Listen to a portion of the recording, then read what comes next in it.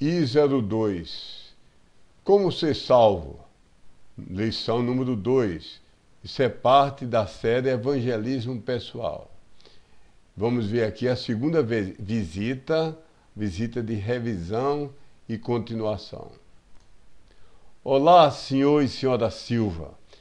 Que bom estarmos aqui. Nos sentimos honrados e muito alegres que você e sua esposa nos estejam recebendo, a mim e minha esposa, pela segunda vez na casa de vocês.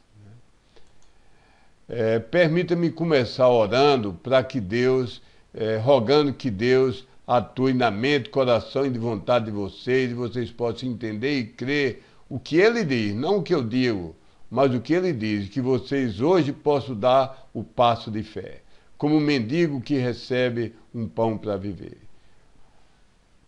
Ó Senhor, nosso Deus, em nome do Salvador Jesus Cristo, eu rogo agora pelo meu amigo e sua esposa, Silva, e por todos que possam estar ouvindo esse vídeo aula. Ó Senhor, age nos corações, que Teu Espírito Santo esteja atuando nos corações, dando entendimento, clareza de mente, dando humildade para entenderem, receberem e crerem, Senhor. Que hoje haja salvação, Senhor, para a Tua honra e para a Tua glória e engrandecimento do Teu reino. Age nesse coração, Senhor, nós te rogamos. Em nome de Cristo, amém. Então, Senhor, na semana passada, fazendo uma revisão, nós já vimos o que Deus diz sobre dois assuntos principais, duas metades do assunto mais importante da nossa vida, que é a nossa salvação. A primeira metade é que nós somos terríveis, miseráveis, indesculpáveis, pecadores. E por isso merecemos a eterna separação de Deus. E também Deus nos ama e providenciou, essa é a segunda metade, Deus nos ama e providenciou uma maravilhosa salvação. Providenciou a cura para o pecado e para a morte. E essa cura é somente pelo crer, porque não conseguiríamos através de nenhuma obra que estivesse na nossa responsabilidade, porque não temos poder para nada. Só precisamos crer, e crer envolve arrependimento, conversão, fé e recebimento. Então vamos revisar a primeira metade, essa primeira parte principal, mais rapidamente, porque eu creio que na semana passada você foi compungido pelo Espírito Santo, você aceitou esses fatos terríveis, e na segunda parte você talvez achou que era maravilhoso demais para ser verdade, não sei, mas você ficou com alguma dúvida, então vamos ver mais rápido a primeira parte e menos rápido a segunda parte. A minha situação, a primeira parte que nós vamos ver, a minha situação, como também a sua, é que nós somos pecadores e que nós somos merecedores da justa e eterna separação do Deus que é puro, santo, perfeito, justo. E a separação é no local que a Bíblia dá um nome chamado de inferno. Então, relembremos ao menos dois dos versículos. Há muitos outros que vimos na semana passada, mas vamos lembrar dois versículos que dizem essas duas coisas, nossa pecaminosidade e nosso merecimento da condenação. Vamos ver somente dois versículos. Primeiro, Romanos 3, 23. Eu vou lhe pedir um favor. Vou abrir na sua Bíblia e, por favor, podia ler audivelmente. Viu? Você não tem que fazer isso, mas faz tanto bem. Você lê com seus olhos e falar, pronunciar com seus lábios aquilo que Deus escreveu para o nosso bem, a sua palavra. Se não quiser, não tem problema. Porque todos pecaram e destituídos estão da glória de Deus. Esse é o que Deus está dizendo. Todos pecaram e destituídos estão da glória de Deus. Ora, pecado é errar o alvo que Deus colimou para você. Pecado é falhar no destino, no objetivo que ele tinha ao criar o seu homem, o ser humano. Pecado é não satisfazer a especificação que Deus tinha para nós, portanto, merecermos ser refugados como qualquer peça que não satisfaz suas especificações. Então, explicado o que é pecado, ô Silva, você pode explicar em palavras simples, suas, simples, né? O que é que Deus está dizendo aqui? Basta olhar as palavras que estão no versículo, ver o significado usual delas, o significado que encontramos na biblioteca. Hélio, reconheço que Deus ensina aqui é que todo ser humano, desde o começo ao final do mundo, é pecador, sem exceção. Todos estão destituídos da glória de Deus. Isto significa que ninguém, inclusive eu, merece gozar a eternidade na presença e glória de Deus? Isto é terrível, amigo. Agora vamos ler, deixa que eu leia, por favor, você pode acompanhar. Vamos ver o segundo versículo, Romanos 6, 23, só a parte A. Porque o salário do pecado é a morte. Ora, amigo, morte não é desaparecer e virar nada. Morte é separação. A morte física, o corpo fica na terra e a parte imaterial, isso é a alma e o espírito, sobem e saem do corpo. Então, essa é a morte física. Mas aqui está falando não só da morte física, porque todos nós morremos como uma prova que somos pecadores. Mas também está falando aqui que o salário merecido, aquilo que nós fizemos por onde merecer, é a separação eterna de Deus, né? Então, o que é que Deus fala ao seu coração? Hélio, veja o que Deus ensina aqui é que o justo e merecido pagamento pelo pecado é a morte, e morte eterna. A eterna separação de Deus. Esta condenação é por causa dos meus pecados, não é? Revisemos agora o assunto principal 2, né? Deus nos ama e providenciou uma maravilhosa, sublime salvação, né? Uma sublime cura para a questão trágica do nosso pecado.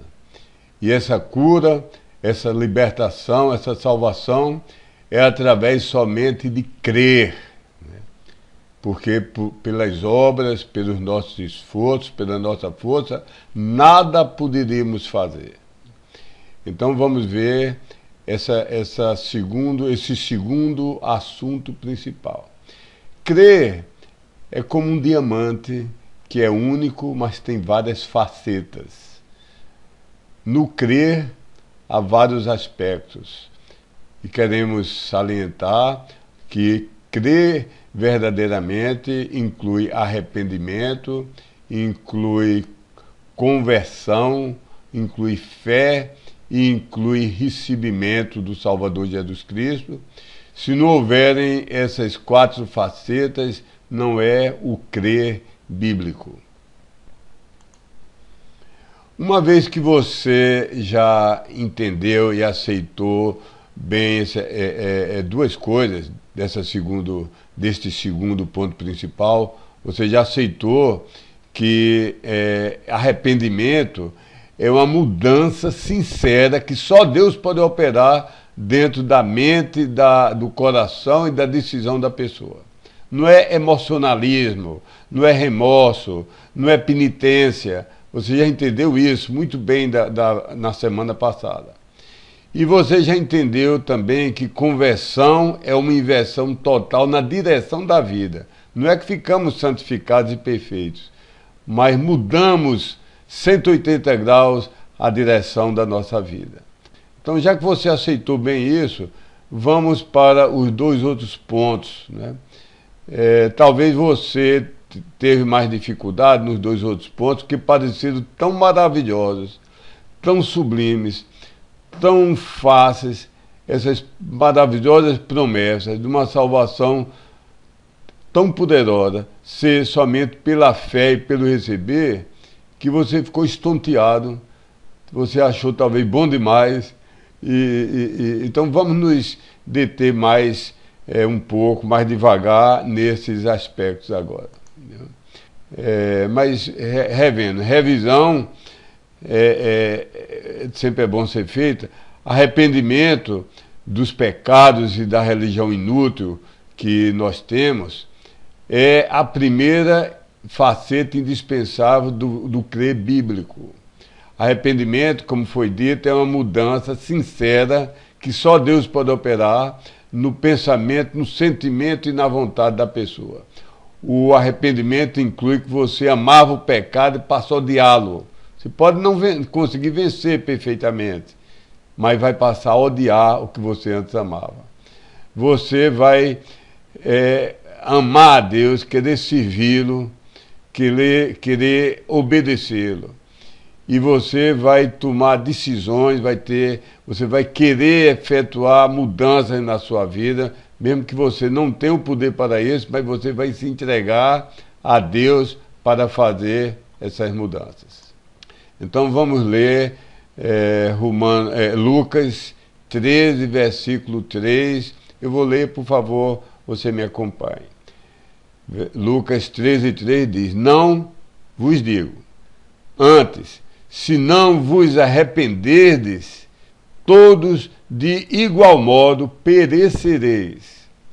Então, como sempre temos fazendo, como sempre estamos fazendo, Silva, o que é que está dito aqui? Qual é a verdade que Deus quis transmitir de modo que o homem mais simples possa entendê-la? Hélio, Deus está dizendo que, se o homem não se arrepender de verdade, de todos os seus pecados, se não mudar sua mente e passar a odiá-los e anelar o dia de se libertar da natureza pecaminosa, então todos perecerão, isto é, ficará na eterna condenação? Imploro a Deus que não me aconteça tal e que me conceda arrependimento. Um segundo ponto, uma segunda faceta do crer bíblico é a conversão. Conversão significa meia volta vou ver. É uma inversão completa na sua vida. E somente Deus pode fazer isso. Conversão é um ato de Deus na sua vida. Então é indispensável para o crer bíblico que haja essa conversão. Vou ler somente um versículo, você, por favor, acompanhe na sua Bíblia. Aqui está aberta nesse ponto, acompanhe. Então Deus diz em palavras que são palavras simples para entendermos, em verdade, e disse: em verdade vos digo que, se não vos converterdes e não vos fizerdes como meninos, na sua humildade, né? De modo algum entrareis no reino dos céus. Então, novamente, usando o significado usual e simples das palavras, o que é que Deus nos diz aqui? Hélio, Deus está dizendo aqui que todo homem que não mudar de verdade a direção da sua vida e não for humilde para crer com a fé de uma criancinha, então de modo nenhum entrará no reino dos céus. Estou com medo, pois nunca mudei minha vida. Que farei, amigo? Agora vamos um pouco mais devagar, porque foi tão maravilhoso que você talvez achou que era maravilhoso demais para ser verdade. Então vamos mais devagar, ouvindo o que Deus nos diz na sua palavra.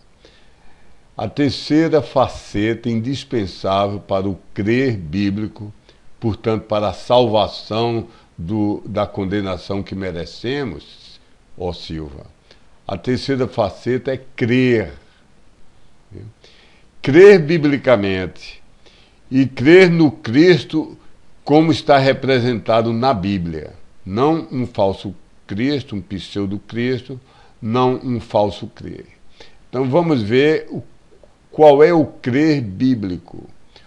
O crer bíblico é depositar sua inteira, total, ilimitada, definitiva confiança no Verbo eterno. O Verbo vivo, o Verbo encarnado, que é Jesus Cristo, que tomou carne, e o Verbo escrito, que é a sua palavra escrita, que é a Bíblia. Para ser salvo, basta que você creia real e integralmente em o Cristo conforme representado na Bíblia. Creia de modo bíblico, não é um emocionalismo, não é uma hipocrisia, não é um fingimento. É crer mesmo, de verdade. E crer no Cristo da Bíblia, não o Cristo das religiões. Crer tudo que a Bíblia ensina sobre ele. Crer a Bíblia de capa a capa, de Gênesis 1 a Apocalipse 22. Crer tudo que a Bíblia ensina sobre ele. A Bíblia ensina que ele ressuscitou literalmente, você creia. A Bíblia ensina que foi depois de 3 dias completos e 3 noites completas, creia nisso. Ensina que ele é o Criador do universo, creia. Ensina que ele é o próprio Deus tomado carne, creia. Ensina que, sendo 100% homem, 100% Deus, mesmo assim, há uma trindade e não há identidade entre Deus, não há identidade entre as pessoas da trindade, creia. Ensina que é um único Deus, mas são 3 pessoas, creia mesmo que não entendamos. Adoramos um único Deus, mas a Bíblia mostra que há 3 personalidades, há 3 pessoas no único Deus. Creia mesmo sem entender. Não precisamos entender a Bíblia inteira, que eu não entendo. Não precisamos sabê-la completamente de capa a capa, que eu nem sei, nem nunca conseguirei saber de tão rica que ela é e é inesgotável a sua sabedoria. Mas crer tudo que Deus revelou, sem faltar, sem deixar de crer em nenhuma coisa que Ele nos revelou. E também crer implica confiar, não é só saber intelectualmente, mas depositar a sua confiança. Implica também recebê-lo como o único e suficiente Salvador. Não adianta você estar convicto que um remédio é o melhor do mundo e que pode curar o seu filho que está à beira da morte, e você não receber esse remédio e aplicar no seu filho. Então temos que estender a mão como um mendigo e receber o pão que nos salvará a vida. Então crer implica receber. Receber não como Cristo como um mero exemplo, não como um bom homem entre muitos, mas receber como o único Deus. Receber como o único Senhor. O Senhor é dono e controlador de sua vida. Receber como o único Salvador. Único e suficiente. Sem nenhum outro ajudante, sem nenhum outro cooperador, sem nenhum outro aditivo, sem nenhum outro acréscimo, sem necessidade de nada da nossa parte. Então, por favor, eu vou ler aqui João 3,18, são poucos versículos que eu vou ler. Creia, abrindo o coração, ó Silva, para entender e aceitar o que Deus está lhe dizendo. Olha as palavras como são simples e como são poderosas. Quem crê nele não é condenado. Que coisa maravilhosa. Vou repetir. Quem crê nele não é condenado. Mas quem não crê já está condenado, porquanto não crê no nome do unigênito Filho de Deus. Por favor, por seu bem eterno, você pode explicar em suas palavras bem simples o que é que Deus está ensinando aqui? Que diferença do que me ensinaram, mas reconheço o que Deus ensina aqui é que quem crê jamais será condenado. Claro, quem crê no Cristo da Bíblia, crê de verdade. E quem não crê já está condenado. Poxa, o fingido, o religioso e até o bonzinho, se não crerem de verdade, estou surpreso e maravilhado. Agora eu vou ler mais um versículo, João 5,24. Por favor, acompanhe na sua Bíblia. Veja como Deus ensina a cura, maravilhosa cura, para nosso merecimento da condenação eterna. É somente crer. E que promessa maravilhosa! Ele promete que é tão simples, tão poderoso.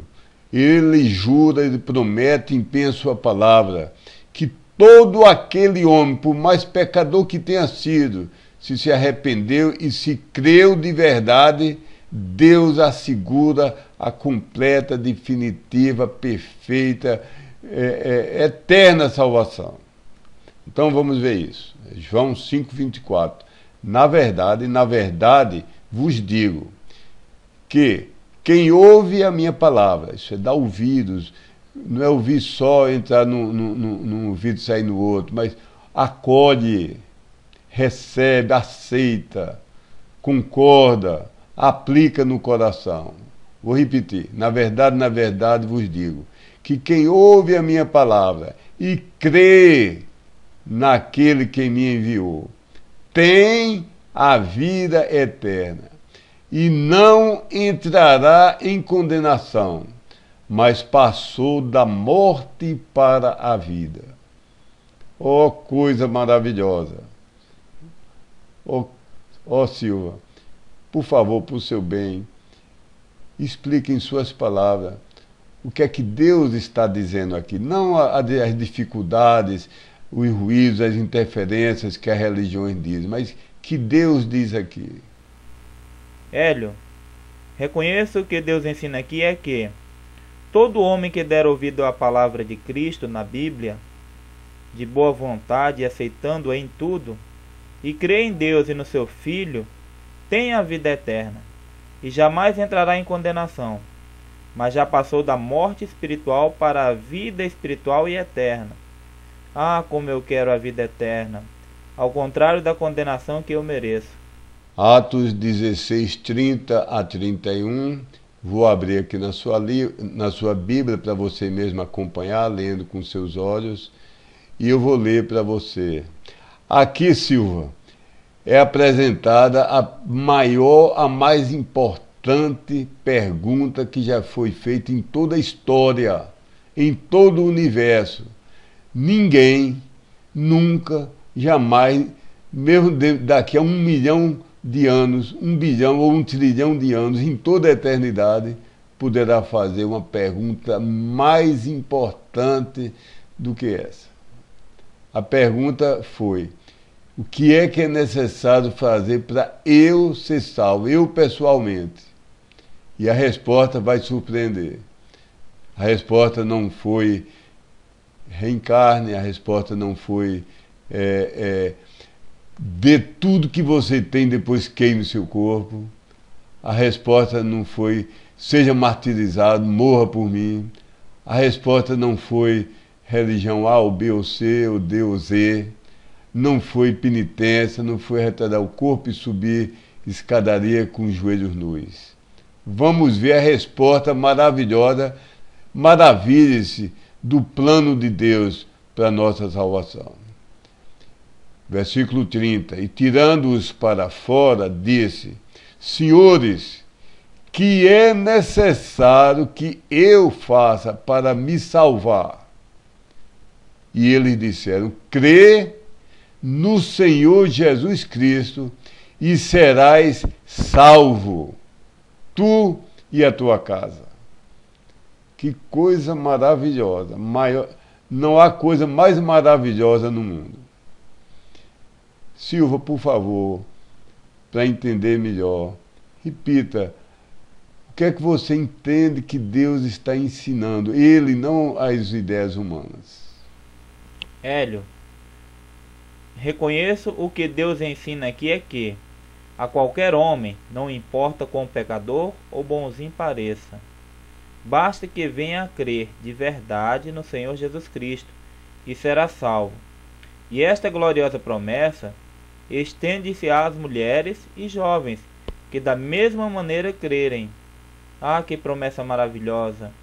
Inunda meu coração. Vamos ver agora a quarta e última faceta do crer, que estamos vendo outra. Há milhares de outras facetas do crer, mas estamos nos concentrando em 4 delas. A quarta faceta para o verdadeiro crer, para a crença ser verdadeira e salvífica, capaz de salvar a pessoa, é receber. Porque não adianta você crer que um remédio é o melhor do mundo, mas não recebê-lo. Não adianta você estar morrendo de fome, faltando alguns minutos para perder a vida por fome, e alguém lhe estender um pedaço do melhor pão do mundo, você concordar que é o melhor pão do mundo, mas trincar os dentes, fechar os lábios e não estender a mão, fechar a mão e não receber. Você tem que saber com a mente, querer com o coração e receber com a sua vontade e a sua mão. Porque isso é o que define a personalidade. A pessoa entender com o coração, sentir, ter emoção, ter o desejo, e com o seu ser, com as suas mãos, fazer, receber. Então é essa faceta que é indispensável. Se ficar nas outras três, não adianta nada. Então, com essa faceta, repetindo, é você receber a Cristo com todo o seu entendimento, com todo o seu coração e com toda a sua vontade, com todo o seu ser. Então, meu amigo Silva, receba-o como seu único e suficiente Salvador, preservador, Senhor, dono e controlador de sua vida. Coloque todo o seu ser, passado, presente e futuro, totalmente nas mãos dele e de ninguém mais. Recebê-lo como Deus eterno, altíssimo e onipotente. Depois, em consequência desse recebimento inicial, nós vamos alegremente receber em tudo que a Bíblia ensina sobre ele. À medida que vamos lendo a Bíblia, depois de ter recebido como Salvador e Senhor, se a Bíblia ensina que ele ressuscitou, você crê literalmente. Se a Bíblia ensina que ele vai voltar, você crê literalmente que ele vai voltar em corpo, literalmente. Então, em consequência desse recebimento inicial, vem centenas ou milhares de outros recebimentos dia a dia. Vou ler aqui João 1,12. Você, por favor, acompanha. A Bíblia diz: mas a todos quantos o receberam, deu-lhes o poder de serem feitos filhos de Deus, aos que creem no seu nome. Então, presta atenção a tanta coisa maravilhosa e profunda aqui. Se aqui está dizendo deu-lhes o poder de serem feitos, é porque antes de crermos e recebê-los, nós não somos filhos de Deus. Isso choca muita gente que pensa que todos nascemos filhos de Deus, mas a Bíblia não diz isso. Nós somos criaturas de Deus. Somos filhos dele num sentido muito pequeno, que somos criaturas. Como já criei galinhas, criei pássaros, criei animais numa granja, muitos animais, cuidava deles, mas nenhum deles era meu filho, nenhum era herdeiro meu, nenhum eu tratava como filho e eu recebia na minha casa como filho. A Bíblia diz aqui que aos que o receberam, deu-lhes o poder, Deus transformou, Deus tornou filho de Deus, né? Então, eu já falei quase tudo, mas pergunto a você, em suas palavras simples, o que é que Deus quer dizer nesse versículo? Hélio, o que Deus ensina aqui é que ninguém nasce como filho, mas como criatura de Deus. Somente ao receber Jesus é que o homem é adotado e tornado filho herdeiro de Deus. Receber significa crer nele, em tudo que ele clamou ser na Bíblia. Então, Silva, eu creio que estamos prontos para terminar, para arrematar, para completar, deixar tudo pleno agora. Como? Fazendo uma aplicação pessoal. Você vai ao médico, ele explica as coisas, o que você deve tomar, mas no final você que decide se vai tomar aqueles medicamentos, fazer aqueles tratamentos, se submeter às cirurgias. Você tem que entender e tomar a decisão e aplicar a você próprio. E agora chegou a hora de você fazer essa aplicação. Olhe, orar é simples, não é dizer nenhuma reza decorada. Cada oração é diferente, parte do coração. Como quando você diz a seu filho que o ama, você não tem uma frase que sempre diz a mesma coisa. Quando você diz à sua esposa quanto a ama, quanto a aprecia, que brota do coração, não é nada decorado. Então, é falar com suas próprias palavras, com toda a sinceridade, do modo simples, do modo seu mesmo, do modo mais humilde possível, como se tivesse só você e Deus. Num quarto, você o adorando, falando dos seus temores, da sua gratidão, de quanto você está agradecido, de quanto você o adora. Orar não é feito para impressionar ninguém com palavras difíceis, algumas eu nem mesmo sei pronunciar. É como seu filho, que tem 3 anos, e ele está sozinho com você, no seu quarto, ou no carro, viajando, e ele lhe pedir perdão por tê-lo magoado, ele lhe contar alguma coisa alegre que ocorreu a ele, uma coisa que ele está agradecido a você, e dizer quanto gosta de você. Então, orar é isso, e visto que orar é assim, nós vemos alguns exemplos de orações não tão curtas, com 50, 100 palavras, nós vemos na Bíblia. Não sou contra quem passe horas orando, não sou contra, mas há orações muito curtas na Bíblia. O cego, por exemplo, fez uma oração de 2 palavras: creio, Senhor, e o adorou. Pedro, afogando-se, fez uma oração de 3 palavras: Senhor, salva-me, e foi o suficiente porque foi do coração. O etíope fez uma oração de 9 palavras: creio que Jesus Cristo é o Filho de Deus. E o publicano fez uma oração de 7 palavras: ó Deus, tem misericórdia de mim, pecador. Então a oração pode ser simples, tem que ser humilde e pode ser curta. Então você não vai se negar a falar com Deus agora, vai? Você não vai se negar a orar dizendo a Deus, se você crê e recebe Cristo, do jeito que vimos hoje na palavra de Deus, ou se você ainda tem alguma dúvida, mas sinceramente quer tirar essas dúvidas, você sinceramente do coração quer entender mais, ou se você quer rejeitá-lo definitivamente e completamente, que eu não creio que você seja capaz disso. Então você poderia orar em 500 ou 50 ou 5 palavras do seu próprio coração, de forma simples. Pode ter até erro de português, não importa, que Deus vê o coração. Deixe-me orar mais um pouco por você antes de você orar. Ó Senhor, Pai de amor e de misericórdia, somos gratos o Senhor ter mandado Jesus Cristo, teu Filho unigênito, morrer na cruz por pecadores miseráveis como ele e cada ser humano.